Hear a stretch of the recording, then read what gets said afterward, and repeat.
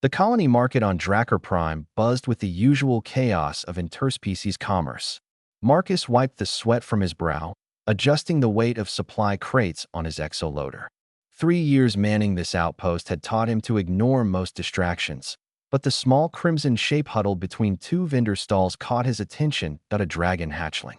No more than 2 feet tall, scales dulled by malnutrition, clutching something to his chest, Marcus set down his load and approached slowly. The galaxy had dozens of reptilian species, but Drakkari were unmistakable. Even their children possessed that regal bearing, those intelligent golden eyes. This one's eyes, however, held only desperation. "Hey there, little guy," Marcus said softly, crouching to the hatchling's level. The dragon baby flinched, then held out a battered toy starship. His clawed hands trembled. "Trade? Food?" Marcus's chest tightened. The toy was handcrafted, probably worth nothing in the market's economy, but everything to this child. Around the hatchling's neck hung a tarnished nameplate. "Pyro. Where are your parents, Pyro?" The hatchling's membrane wings drooped. "Gone. Ship left. Pyro stayed." His broken galactic common made Marcus's heart ache. "Trade toy. Get food. Sleep here." Marcus looked around. Not a single Drakkari in sight.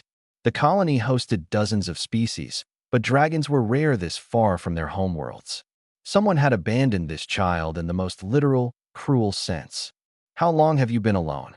Pyro's golden eyes dimmed as he counted on his claws. "Many darks. Many lights." He held up the toy again, more insistent. "Please. Trade." Marcus reached into his jacket and pulled out a ration bar. Pyro's eyes ignited with hope. When Marcus handed it over without taking the toy, confusion crossed the hatchling's face. "Keep your toy, buddy. That one's free." Pyro tore into the ration bar with savage hunger, scales brightening slightly as nutrients hit his system. Marcus watched, calculating. Regulations were clear about abandoned xenomorphs on human colonies. Report to authorities, let proper channels handle it. But those channels were bureaucratic tangles that took months, and this kid didn't have months. Humans had earned their reputation across the galaxy for being dangerously compassionate. Other species called it a weakness. Marcus called it being decent. "Pyro, how would you like to come home with me?" The hatchling stopped mid-bite, ration bar clutched in both claws. "Home? Yeah. Warm place to sleep. Regular food. No more trading toys." Pyro's golden eyes welled with tears that evaporated as they touched his heated scales. "Pyro, be good. Very good. Promise." Marcus extended his hand. After a moment's hesitation, Pyro placed his small clawed hand in it. The first week was adjustment. Marcus's quarters weren't designed for Drakkari physiology. The temperature controls maxed out at 78 degrees Fahrenheit, while Pyro's species thrived at 120. Marcus rigged heating lamps and thermal blankets, turning one corner of his HAB unit into a proper nest. Pyro hoarded food initially, hiding ration bars under his blankets until Marcus gently explained that more would always come. The hatchling tested this promise repeatedly, his trust rebuilding one meal at a time. Why Marcus helped Pyro, the hatchling asked one evening, curled under his heating lamp with the battered toy starship. Marcus looked up from his datapad. "Because you needed help. That's reason enough. Other species not help. Walk past. Every dark." "Yeah, well." Marcus set aside his work. Humans are kind of infamous for adopting things. There's this old Earth story about a human who adopted a wolf cub, and wolves became dogs. Another about humans taking in baby seals, birds with broken wings, even alien creatures from movies. We've got this weird instinct to nurture anything that looks like it needs help.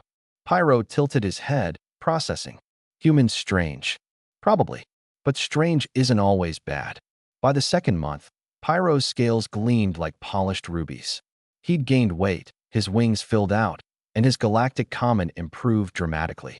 More importantly, he laughed, a chirping, whistling sound that made Marcus smile every time. The colony administration finally caught wind of the arrangement. Commander Vreska, a Carillion with bureaucratic zeal, appeared at Marcus's door with a datapad full of regulations. "You cannot simply claim custody of an abandoned xenomorph." Vreska's mandibles clicked with disapproval.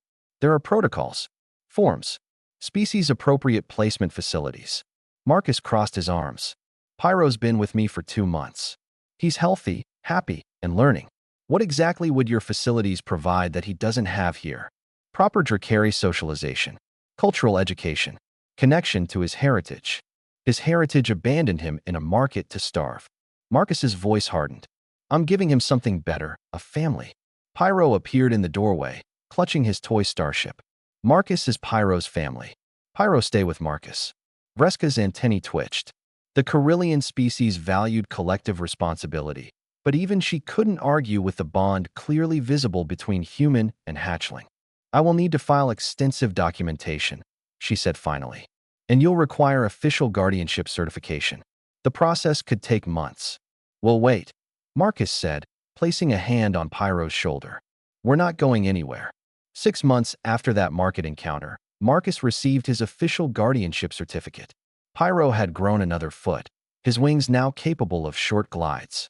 He attended colony school, where his natural aptitude for mathematics made him a star student. One evening, as they sat watching the colony's artificial sunset, Pyro spoke quietly. Marcus? When Pyro big, Pyro help other lost ones. Like Marcus helped Pyro. Marcus felt his throat tighten. Yeah, buddy. That's a good goal. Humans teach good things. Teach that family not just blood. Family is choosing to care. That's right. Marcus pulled the young dragon close, scales warm against his side. Family is what you make it.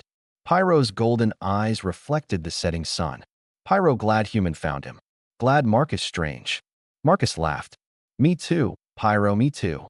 Across the galaxy, humanity's reputation for impossible compassion grew. They were the species that couldn't walk past suffering, that adopted the abandoned, that turned enemies into friends and strangers into family.